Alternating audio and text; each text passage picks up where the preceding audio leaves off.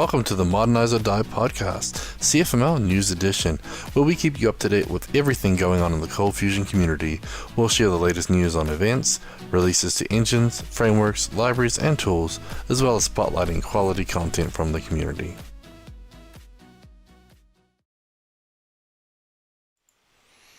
Welcome to the Modernize or Die podcast, CFML News Edition, episode 114, and it's August 3rd. Today's going to be a short and sweet one, so it's just me, but we have some good news here and some jobs and blog posts, etc. So let's get into it. First of all, we just want to thank Ortus Solutions, because without them, this podcast would not be possible.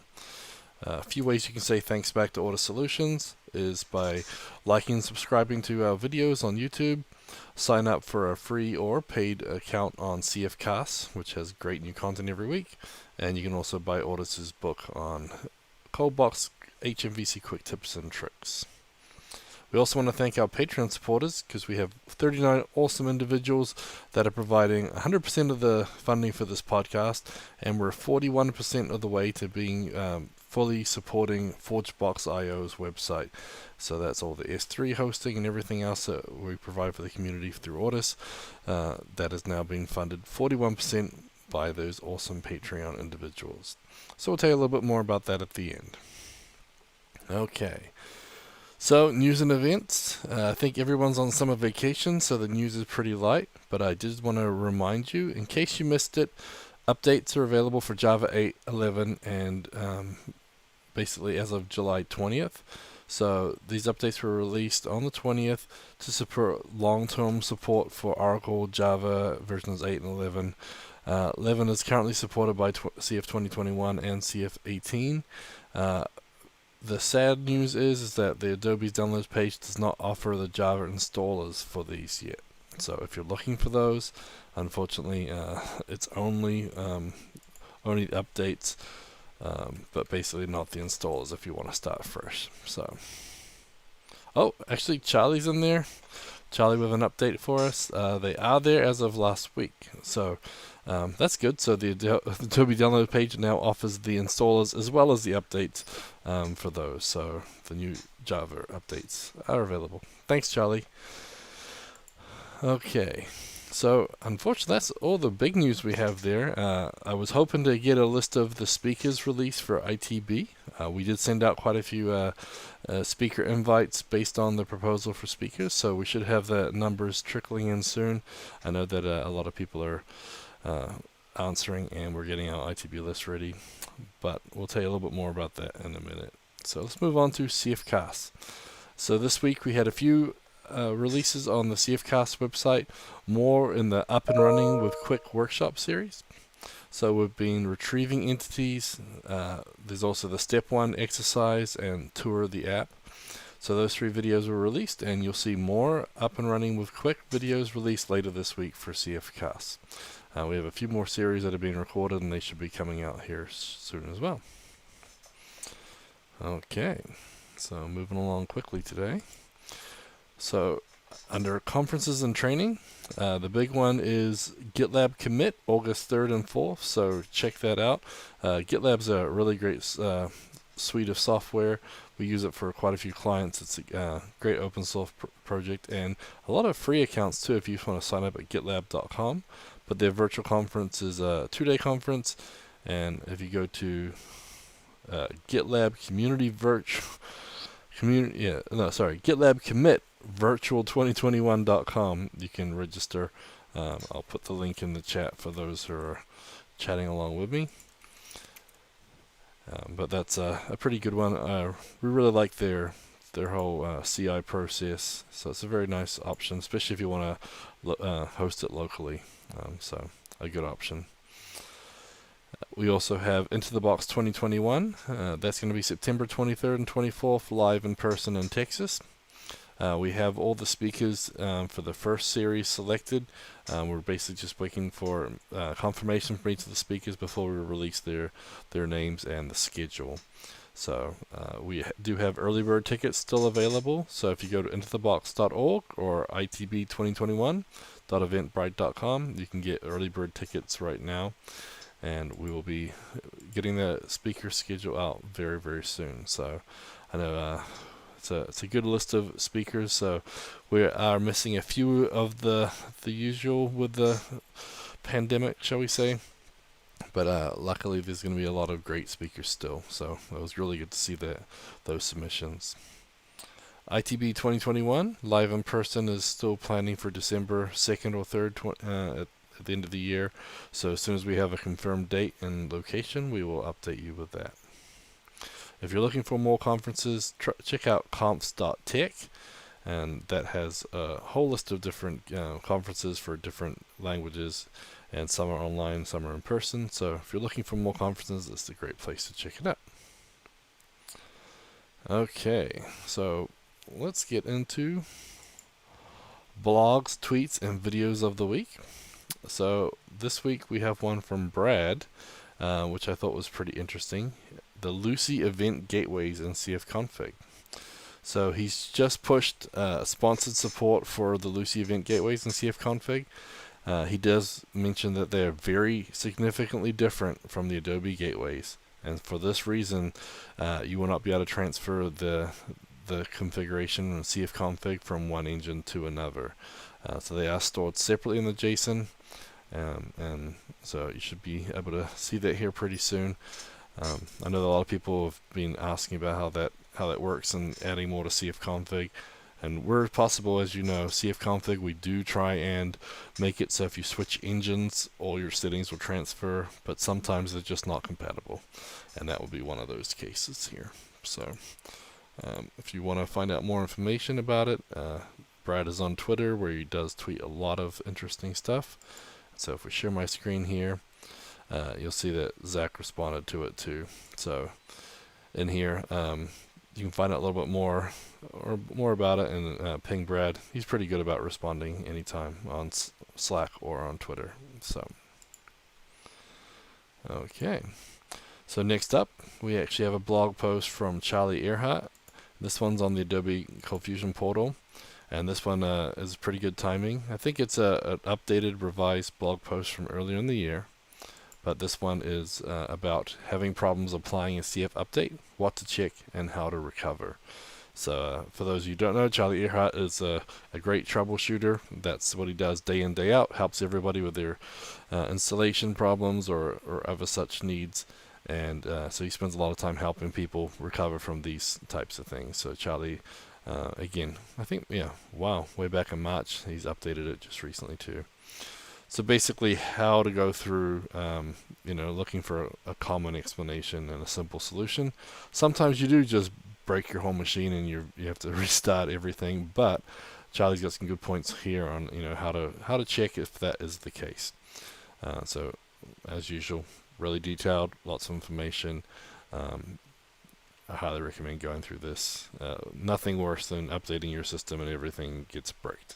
So, really good work through here. So I highly recommend this. If you're doing updates, I would read it first just in case, because the last thing you want to do is be in the middle of it and get stuck, because that's no fun, especially if you're rolling things out to a dev or staging a production server where there's a lot of people relying on it.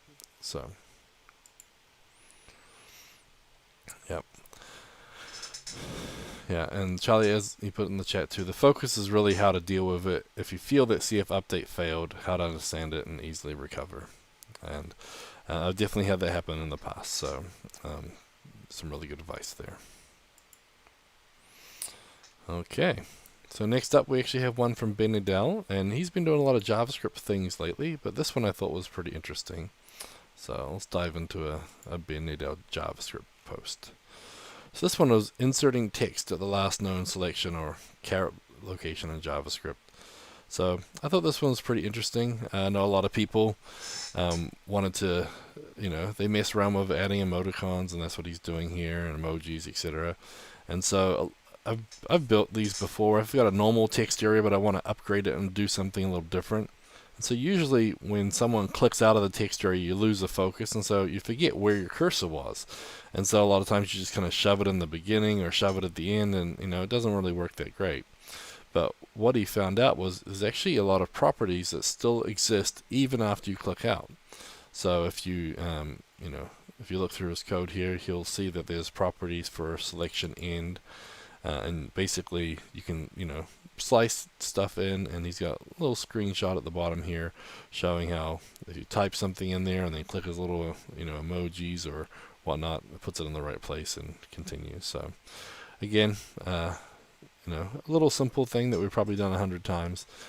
You may want to check that out as well. So, okay. And Ben does have some other ones too. If you guys are interested in React, he's got a couple there comparing with Angular and a few other things. So he's got some good blog posts, but that one I thought was especially relevant. I know I've done it before. So, okay. As I mentioned, short and sweet on the blogs as well today. Everyone's enjoying their vacation, and we're not seeing as much content out as usual. But let's jump into the Find a Job. So this week we have a few jobs available on getcfmljobs.com. So if I bring that up for those watching,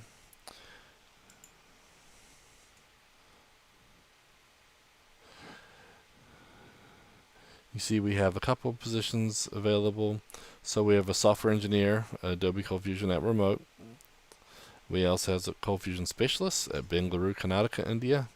And then we have a ColdFusion developer in Houston, Texas, and this is not for Ortus. But if you are looking for a job from Ortus, we do have 2 jobs available as well, and you can find that on the Ortus Solutions website. And so we're looking for a senior ColdFusion developer for our USA team, and we're looking for a web designer for our El Salvador team. So if you're interested in those, the job descriptions are available up online at ortussolutions.com/about-us/careers. And so the big thing here is if you are looking for the US position, we do need US time zone availability, and you must have a citizen, work visa, or resident, etc. So you must be able to work there. So all that information is available there. Lots of experience and preferences, and we're definitely looking for passionate people. So if you want to check those out, you can do so. Okay, so that's our job wrap up for the week. If anyone in chat's got anything else you want to share, let me know too. It's going to be a short one, I know. Okay, so let's jump to ForgeBox module of the week. So this week we're going to talk about Browserless CFC. So this is one by Matthew Clemente. He's got a lot of cool API wrappers, and this is another one of those. So this is the CFML wrapper for the Browserless API. So you get to control web browser automation. You can do screenshots, PDF generation, testing, and more. As usual, he does set them up and gets them ready for a side project, but they're not always comprehensive or complete. So, basically let him know if you want to add anything to it, or join the repo, put an issue in, or send a pull request. But it's kind of nice. This is very similar to what I've shown at a previous conferences on Integrated, which Eric built. And so you can have something like options equal, and you path to the Browserless CFC helper screenshot, give it the URL, to tell if you want a full page or not. You want the type as JPEG, here's the quality, here's my viewport height and width. You can also do a lot of other little things. So it's kind of interesting. There's, like I said, there's a reference manual for the screenshot here. And if you look at Browserless API itself, it's got a lot of very, very cool things you can do with it. So if you haven't written anything for it and you want to start, this might be a great starting point. And again, Matthew does a lot of great stuff with open source, so definitely get in touch with him if you want to add to this. But it looks like a really cool little module there on ForgeBox, and all you need to do is sign up for an API token from browserless.io API, and you can get started with it. So that is our ForgeBox module of the week. Now, our hint, tip, and trick of the week this week is going to be something that might be a little bit discolored, shall we say, or off color, but I thought it was pretty interesting and a little cultural learning at the same time. So this one is called Rainbow Fart, and it may sound a little weird, but apparently that is actually a literal translation from the word from Chinese, which basically says you're giving someone an exaggerated compliment that even seems a little bit fake. And it's not connected to any specific group or individuals or anything else, but basically this will basically, as you're coding, give you lots of compliments. So if you need a little extra boost when you're basically an extra boost while you're coding, this will give you little compliments as you go. So it might just be a fun one to try out or whatnot, but kind of a funny, weird one. So I just thought that was kind of interesting that you got like your own little cheerleader and your coder, so it'll give you some boost when you're feeling low or frustrated. So something a little weird today, but anyways, okay. So we got a few people in the chat chit-chatting. So got David, Daniel, Scott, Charlie, Giancarlo. So got a pretty good group here. So anybody in the chat got anything they've been using new that I should talk about on the show? And as Dan said, everyone needs a little love sometimes, and if it's VS Code giving it to you, all the better, right? Okay.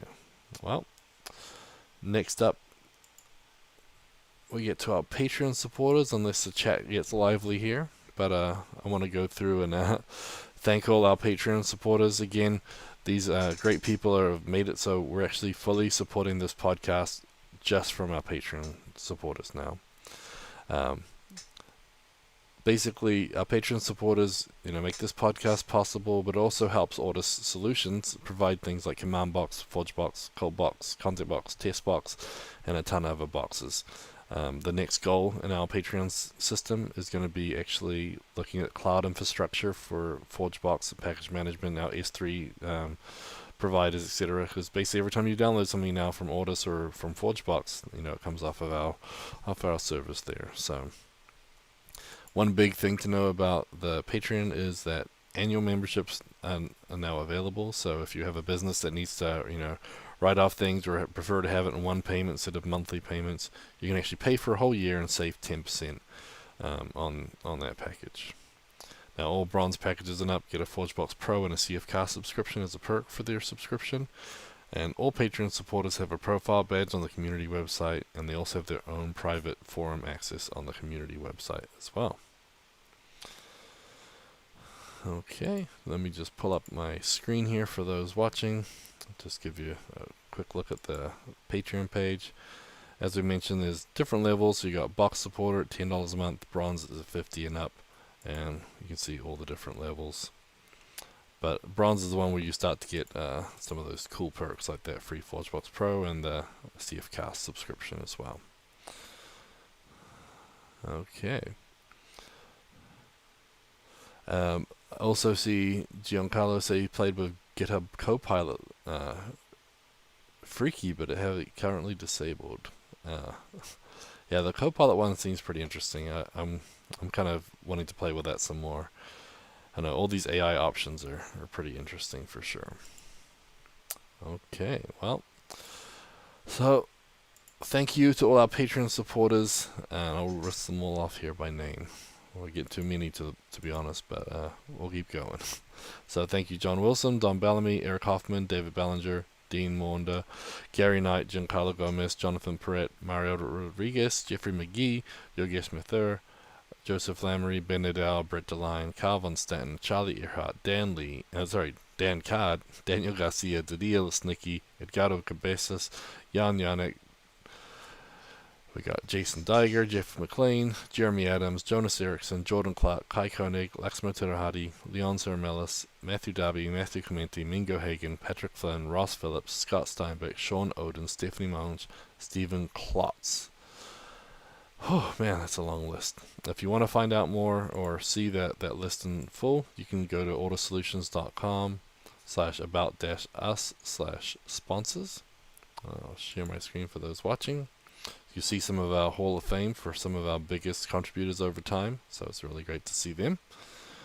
And then you scroll down, you can see some of our other sponsors and all our awesome Patreons. Very cool. Okay.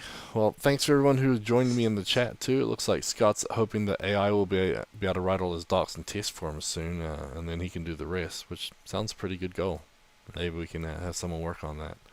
But again, short and sweet this week. The big news is that ITB stuff is getting really close. We're hoping to have all the speakers respond, get that out to you.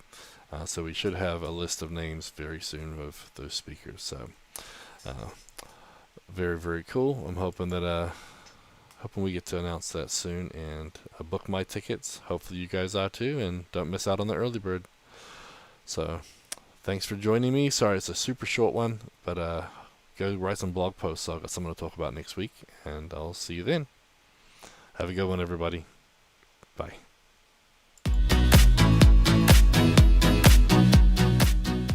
Show notes for this episode can be found at cfmlnews.modernizeordie.io, where you can also subscribe to your favorite podcast player like Spotify or iTunes. We also have the link to YouTube to find more videos just like this. The music used in this podcast is under a royalty-free license from Sound.com and Blue Tree Audio.